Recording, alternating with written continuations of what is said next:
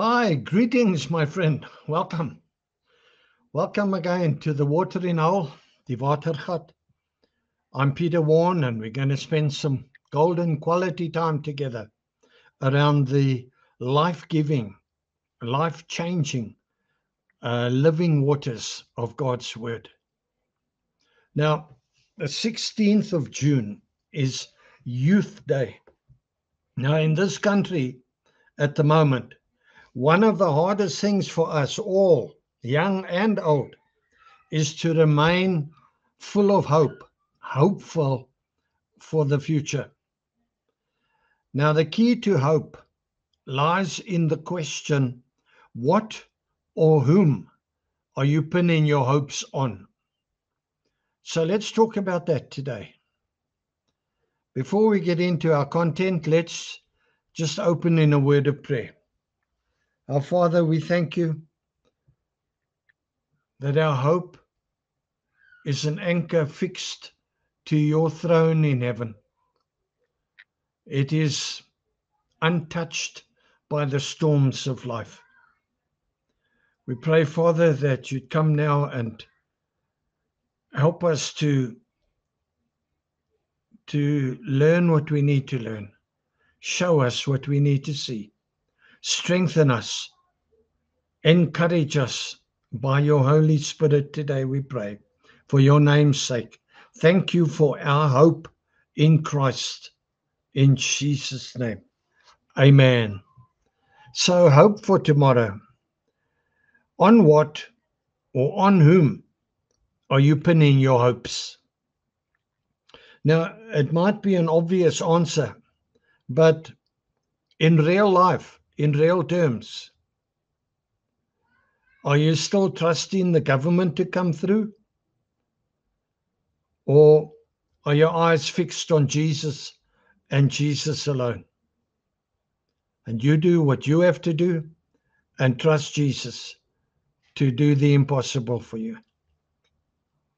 It's very easy to get caught up in the news and to believe all these, put your hope in the new type of government or whatever.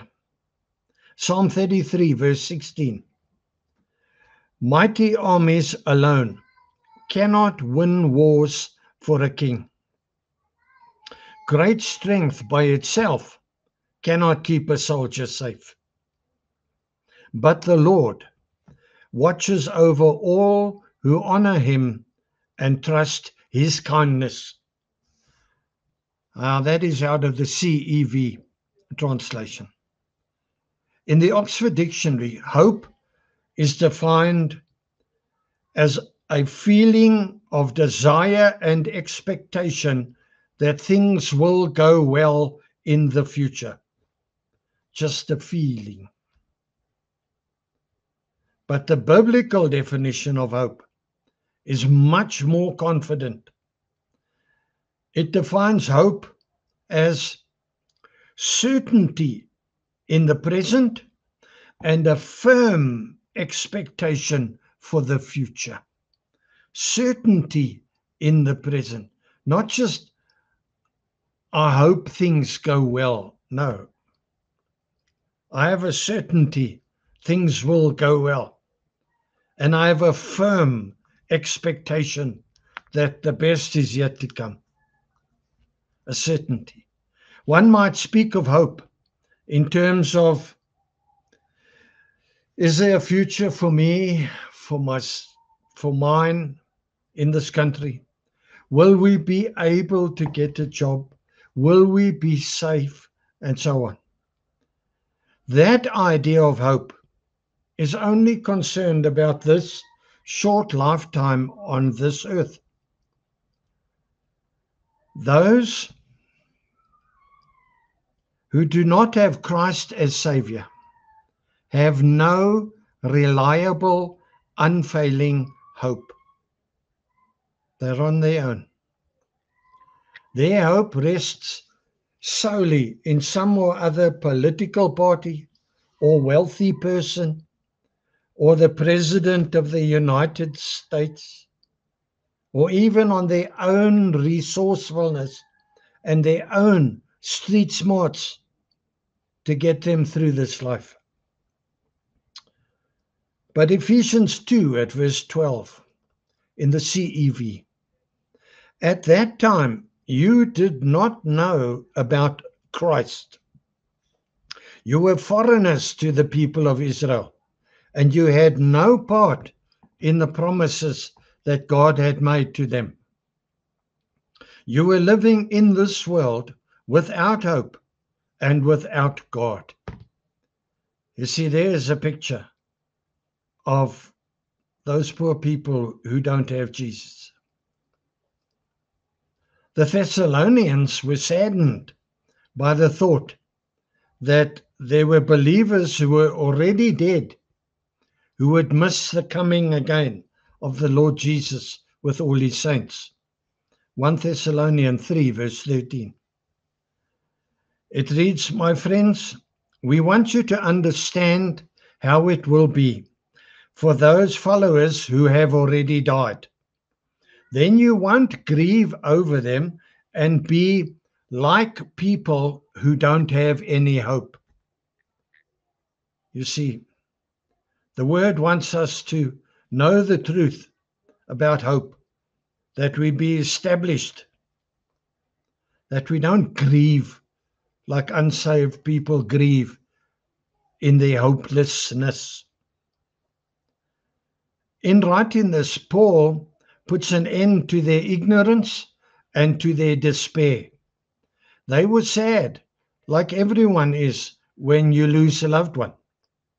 But if you have no hope, like the unbelievers, then that sorrow is a desperate, inconsolable sorrow. There's no healing for that sorrow. Christians, on the other hand, have a different kind of hope, and a sure, secure, certain hope. Not only for day-by-day living in this lifetime, but also for the eternal life after this one. Hope for the believer looks forward to that time when we will be perfected and be with Christ, to the time of Christ's return, to the resurrection of the body, and to life with Christ that will never end. That's where our hope is. And for all of us, in case you haven't realized it, for you and for me, eternity has already started. In Hebrews 6, our hope is called the anchor of the soul. Our soul is everything that's not our physical body and everything that's not our spirit. So it's our emotions, our feelings, our memories, our decision-making abilities. It's all of those things, our soul. In the Passion Translation, Hebrews 6 verse 18. So it is impossible for God to lie, for we know that his promise and his vow will never change. And now we have run into his heart to hide ourselves in his faithfulness. Isn't that beautiful? This is where we find his strength and comfort, for he empowers us to seize what has already been established ahead of time, an unshakable hope.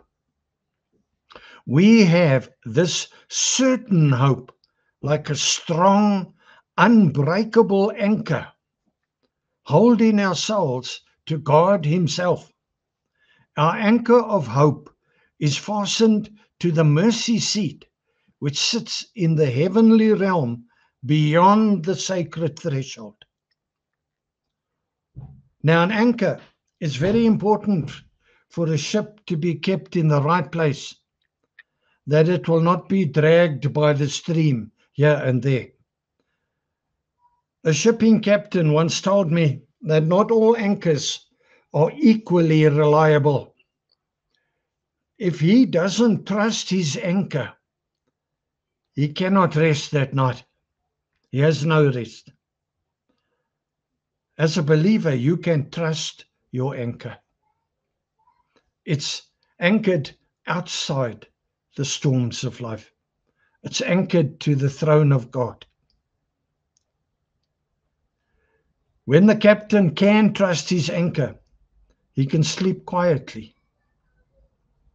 If you rely fully, honestly, realistically rely on the Lord Jesus like that, and you continue to look forward to his coming, nothing will turn you upside down. Christ himself is our hope, the actual object of our believers' hope, because it is in his second coming that the hope of glory will be fulfilled. 1 Timothy 1 verse 10, Passion Translation. From Paul, an apostle in Christ Jesus, for it was Jesus himself, our living hope. Jesus himself, our living hope, who sent me as his servant by the command of God, our life giver. Colossians 1:27 in the CEV. And the mystery is that Christ lives in you, and he is your hope of sharing in God's glory. Titus 2 verse 13 CEV. We are filled with hope as we wait for the glorious return of our great God and Savior, Jesus Christ. So, our hope is not anchored in the swirling storms of life, but in the very throne of God. And it is rooted in the faithfulness and trustworthiness of a God who never changes, who cannot be defeated, who cannot fail, who will not lie. We can trust our God for daily needs, not daily greeds. Everything we need to fulfill his purposes for us on this planet, certain. We can trust our God for daily needs, for new mercies, and for a myriad of undeserved blessings every day. Our Father, give us this day our daily bread. Jesus taught us to preach that daily. You see, your hope is focused in God. Your eyes on Christ's coming. But you live daily, one day at a time. It's no good worrying about something 2 days from now. You have not yet received the grace that you need, the empowering to process that. You're not there yet. Just focus on now. Live for now. God in the now. Now, there are many, really there are, great hopeful things happening in RSA at the moment. If you can, visit the website of time2rise.org.za, Time to Rise, or Time to Rise SA on Facebook. There are many great things happening. The church is arising all over this country.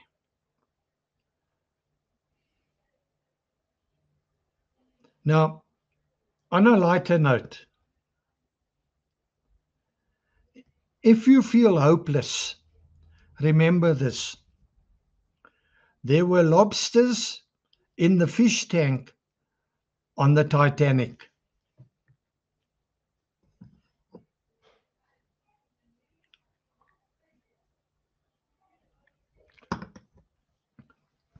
Their ship was sinking, but it was to their advantage. You see, our Jesus always has the last word. He is the Alpha, He is the Omega. Nothing starts unless He says so. And it's not over until He says it's over.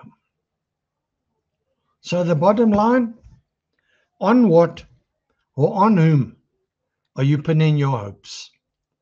The choice, my friend, is yours on a daily basis, on an hourly basis, on a minute by minute basis, on a crisis by crisis basis, on a challenge by challenge basis, on a test by test basis.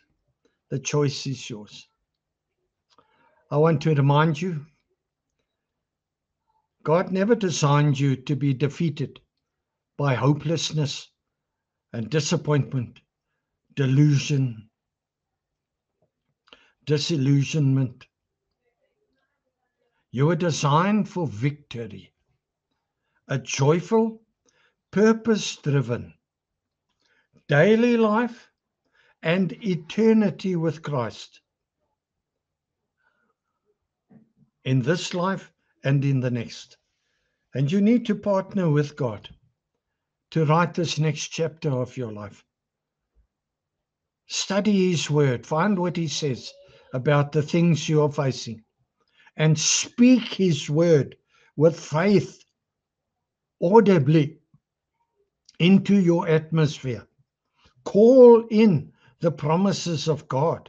Arise, church. Arise. So as we come to pray now, if there's something I said today that has helped you or touched a nerve or encouraged you, be thankful to God for that. Invite Him in today to help you to make the right choices on a daily basis. And more than anything, thank Him for what He's doing now. Young people, there is plenty of hope for the future. It lies in Christ Jesus. Nowhere else. Old folk, hope is in Jesus. Not in your kids, not in your pension, not in your savings carrying you through, not in your whole ice cream tub full of tablets that you take morning and night. Your hope is in Jesus. Let's pray. Father, we thank you. No matter what we see with our eyes, no matter what we hear with our ears, no matter what we face, no matter our circumstances, we are in a covenant that will not be broken. And we are part of a covenant of a kingdom that cannot be shaken. Lord, we are winning. We are on the winner's side. We are winners, even when it seems like we're losing. Father, even if it seems like our ship is sinking, it is to our advantage. For you are in charge. We trust you. You are able, you are ready, you are willing to bless us, to bring us through, to lead us all the way home. We join our faith together here today, and we say, yes, Lord, please come and lead us one day at a time, one choice at a time, with our hope anchored outside the storms of life, anchored to the very mercy seat of God, our eyes fixed on Christ who's coming again, bringing an end to all this hopelessness and pain and suffering. We bless you now, Lord.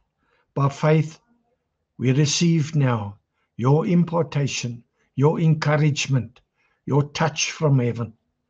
Come, Spirit of the living God, breathe afresh upon us. Hallelujah. And he breathed upon them, and they were filled with the Spirit of God. Thank you, Lord. In Jesus' name. Amen. Well, that's the lot and all I got. With love from me to you. Thank you for spending this time with me. If you benefited, praise die Here, praise God. Thank him. Subscribe if you haven't already. It helps me keep these messages coming. And consider passing this message on to people you know need to hear this truth. Until we meet again, shalom, shalom. Be richly blessed, you and your loved ones. I love you, my friend. Enjoy the rest of your day, and enjoy Youth Day filled with hope. Amen.